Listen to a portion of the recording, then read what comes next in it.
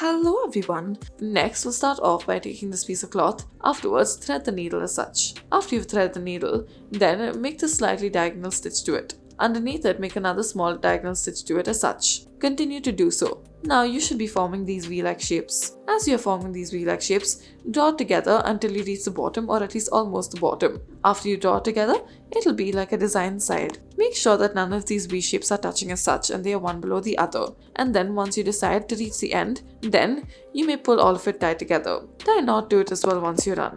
Pull it out slightly in order to expand it as well, and then draw it upwards. Now do the same for the other side as well. Next, we'll start off with this tear in the sock and then afterwards thread the needle. Slowly begin to stitch along the edges of this needle. Make it a loop stitch or the edges of it. And then afterwards, once you've done so, then once again pull the needle through and wrap the thread around it. After you wrap the thread around it, slowly begin to go backwards. As you continue to do so, it'll form more and more layers to it, which will eventually shut up the hole. Continue to do so until the hole is completely covered up. As you can see, this material is strong as well. Now make sure that you cover all of the gaps up until you reach the middle. You may also add extra layers should you want to.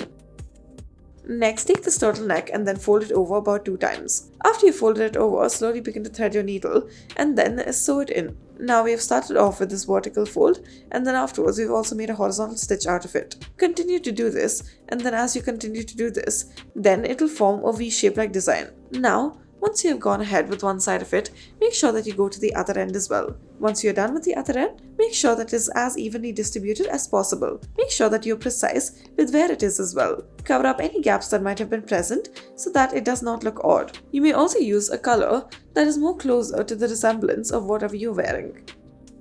Next, we'll start off by taking these pants and then afterwards sew the needle. After this, slowly begin to stitch through it. Now, after you put the needle through it, then bring it back out and once again wrap the thread around the needle. Continue to make these loop designs. Once you're done with this, then slowly begin to take the thread backwards, and then after this you will notice that it'll come undone but the stitches will remain intact underneath it. This is what it should look like. As you can see, we have done it for one of them, and now pull it all downwards. As you pull it tight, you will see that the stitching has gone underneath it. Do the same for either side as well. Make sure that you make as many loops as possible and then cut out the excess.